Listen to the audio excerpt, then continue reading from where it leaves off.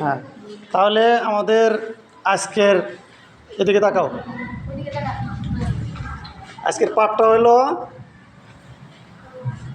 উদ্ভিদ কোষ ও প্রাণী কোষের কি মধ্যে মিল অমিল, তাই না? আচ্ছা, তোমরা সবাই তথ্যগুলো লেখো।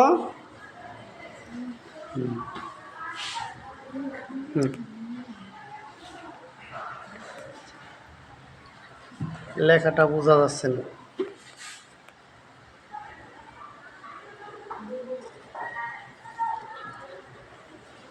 এখন বোঝা যাচ্ছে না?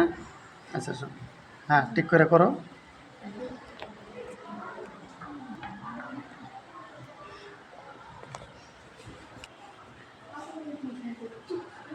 কাজ চলছে? হ্যাঁ, তোমাদেরটা অনেক সুন্দর হয়েছে। তাকাও, দেখে তাকাও, তাকাও। লেখা কি স্পষ্ট বোঝা যায়?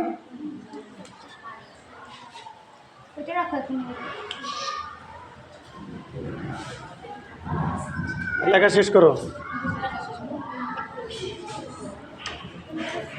যার লেখা সুন্দর সে লেখো, আর কণ্ঠস্বর যার সুন্দর, উচ্চারণ স্পষ্ট, সে উপস্থাপন করবে।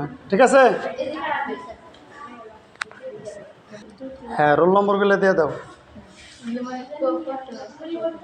কাজ স্লোগানটা লিখে দাও ঘুরে লিখছাও।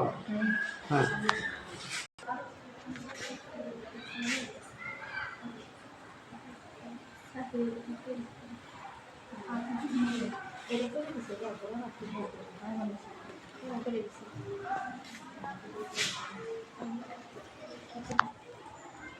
থাক, আমি আবার একটু ভিডিও করি।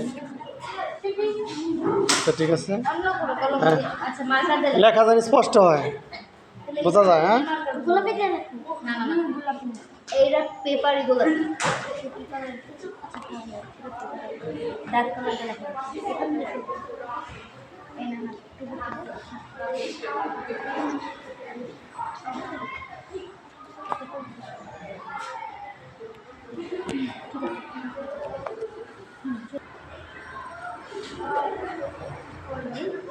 বানান জানি সঠিক থাকে, বানান জানি বললে হয়। ঠিক আছে?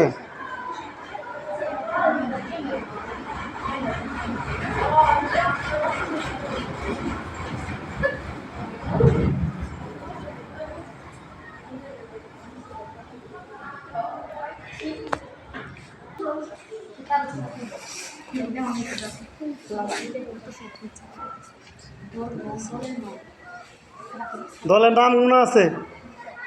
হ্যাঁ, দলের নামটা দিবেন।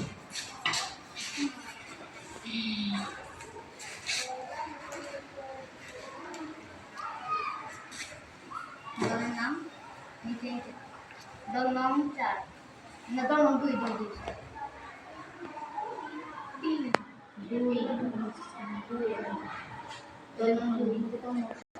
দলের নাম কি দিছ? তোমাদের দলের নাম কি? আইনস্টাইন। যে উপস্থাপনা করবে সে প্র্যাকটিস করতে থাকো, রিডিং করে কি বলবে উপস্থাপনা করতে থাকো। ঠিক আছে?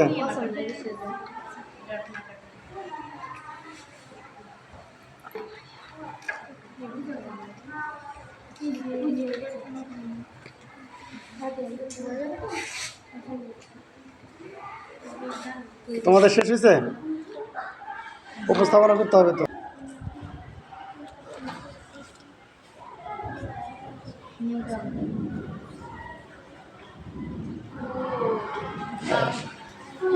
ভালো হয়েছে, সুন্দর হয়েছে। লাইট আসছে না? কারেন্ট চলে গেছিল, আসছে।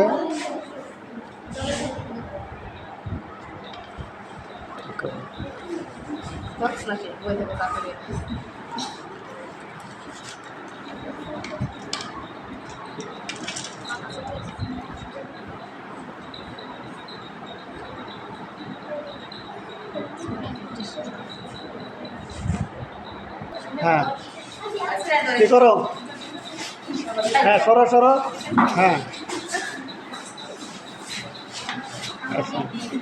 মাঝামাঝিতে রাখো, মাঝামাঝি কষ্ট বোঝা যায়। সোজাও সোজাও, বাঁকা হইলে কেন? এদিকে তাকাও। হ্যাঁ, আর একটু উঁচা করো।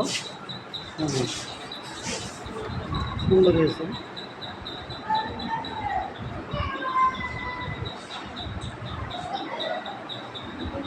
উপস্থাপনা কার আগে করবে? হ্যাঁ, আসসালামু আলাইকুম, আমার নাম রায়ান স্কুলের শামসি। নাম বলার দরকার নেই। আচ্ছা ঠিক আছে। আসসালামু আলাইকুম, আমার নাম রায়ান শামসিজুই। আমি এই বিদ্যালয়ে সপ্তম শ্রেণীর একজন নিয়মিত ছাত্রী। হ্যাঁ, আমাদের বিজ্ঞান বিষয় থেকে খুবই গুরুত্বপূর্ণ একটি কাজ দেওয়া হয়েছে আচ্ছা আগাও আগাও। এবং আমি সেই কাজটি এখন উপস্থাপন করতে যাচ্ছি। কাজের উপস্থাপনের প্রথমে আমি আমাদের স্লোগানটি বলে নিচ্ছি।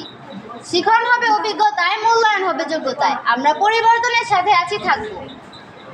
দল নাম 2, দলের নাম আইজ্যাক নিউটন। বিষয় বিজ্ঞান। কাজের নাম কি? কাজের নাম ভেন ডায়াগ্রামে উদ্ভিদ কোষ ও প্রাণী কোষের অঙ্গাণুর মধ্যে মিল অমিল। মিল অমিল। 1, প্রাণী কোষ সাধারণত উদ্ভিদ কোষের চেয়ে ছোট। 2, প্রাণী কোষের দৈর্ঘ্য 10 থেকে 30 মাইক্রোমিটার পর্যন্ত। 3, প্রাণী কোষ বৃত্তাকার আকারের হয়ে থাকে। 4, কোষের সংখ্যা বৃদ্ধির মাধ্যমে প্রাণী কোষের আকার বৃদ্ধি পায়। অমিল আগে পড়বে, তারপরে মিল পরে পড়বে। অমিল। 1, উদ্ভিদ কোষ সাধারণ প্রাণী কোষের চেয়ে বড় হয়। 2, উদ্ভিদ কোষের দৈর্ঘ্য 10 থেকে 100 মাইক্রোমিটার পর্যন্ত। 3, উদ্ভিদ কোষ আকারের হয়। 4, উদ্ভিদ কোষ প্রধানত বড় হয়ে কোষের আকার বৃদ্ধি করে। মিল। 1, প্রাণী কোষ ও উদ্ভিদ কোষ উভয় জীবিত কোষ। 2, প্রাণী কোষ ও উদ্ভিদ কোষ উভয় ইউক্যারিওটিক কোষ। 3, প্রাণী কোষ ও উদ্ভিদ কোষের মধ্যে ঝিল্লি আবদ্ধ অর্গানেল থাকে। 4, প্রাণী ও উদ্ভিদ কোষ উভয় ডিএনএ দ্বারা নিয়ন্ত্রিত হয়। এ ছিল আমাদের আজকের দলীয় কাজ। সবাই একটু টাকার দিকে আসো। ক্লোজ আও, ক্লোজ আও। এক জায়গায় হয়, এক জায়গায় হয়। ধন্যবাদ আইজ্যাক নিউটন দলকে। এর পরবর্তীতে আমরা আরো ভালো কাজ করবো। রেডি, 1 2 3। আসসালামু আলাইকুম, আমার নাম আব্দুল্লাহ রহমান রাফি। আমি মিতালা সরকারি প্রাথমিক বিদ্যালয় সপ্তম শ্রেণীর একজন ছাত্র। আজকে আমি একটি বিজ্ঞান বিষয়ে দলীয় কাজ করেছি। আমি এখন উপস্থাপন করব। উপস্থাপনের শুরুতে আমি আমাদের স্লোগানটি বলে নিচ্ছি। শিখন হবে অভিজ্ঞতায়, মূল্যায়ন হবে যোগ্যতায়। আমরা পরিবর্তনের সঙ্গে আছি, থাকবো। মিতালা সরকারি প্রাথমিক বিদ্যালয়, দল নাম 1, দলের নাম আইনস্টাইন। দলের সদস্যদের রোল নং 2, 34, 11, 25। বিষয় বিজ্ঞান। দলীয় কাজ। আমাদের কাজটি হলো ভেন ডায়াগ্রামে উদ্ভিদ কোষ ও প্রাণী কোষের অঙ্গাণুর মধ্যে মিল অমিলগুলো লেখো। উত্তর: নিচের ভেন ডায়াগ্রামে উদ্ভিদ কোষ ও প্রাণী কোষের অঙ্গাণুর মধ্যে মিল অমিলগুলো লেখা হলো। অমিল: 1, অমিল আগে বলবা, পরে মিল বলবা। প্রাণী কোষ সাধারণত উদ্ভিদ কোষের চেয়ে ছোট হয়। 2, প্রাণী কোষের দৈর্ঘ্য 10 থেকে 30 মাইক্রোমিটার পর্যন্ত। 3, প্রাণী কোষ বৃত্তাকার আকারের হয়ে থাকে। 4, কোষের সংখ্যা বৃদ্ধির মাধ্যমে প্রাণী কোষের আকারও বৃদ্ধি পায়। অমিল: 1, উদ্ভিদ কোষ সাধারণত প্রাণী কোষের চেয়ে বড় হয়। 2, উদ্ভিদ কোষের দৈর্ঘ্য 10 থেকে 100 মাইক্রোমিটার পর্যন্ত হয়। 3, উদ্ভিদ কোষ আয়তাকার আকারের থাকে। 4, উদ্ভিদ কোষ প্রধানত বড় হয়ে কোষের আকার বৃদ্ধি করে। মিল: 1, প্রাণী কোষ ও উদ্ভিদ কোষ উভয়ই জীবিত কোষ। 2, প্রাণী কোষ ও উদ্ভিদ কোষ উভয়ই ইউক্যারিওটিক কোষ। 3, প্রাণী কোষ ও উদ্ভিদ কোষের মধ্যে ঝিল্লি আবদ্ধ অর্গানেল থাকে। এই ছিল আজকে আমাদের দলীয় কাজ। ধন্যবাদ তোমাদের। খুব সুন্দরভাবে উদ্ভিদ ও প্রাণী কোষের মধ্যে মিল ও অমিল উপস্থাপনা করার জন্য। সবাই ধন্যবাদ।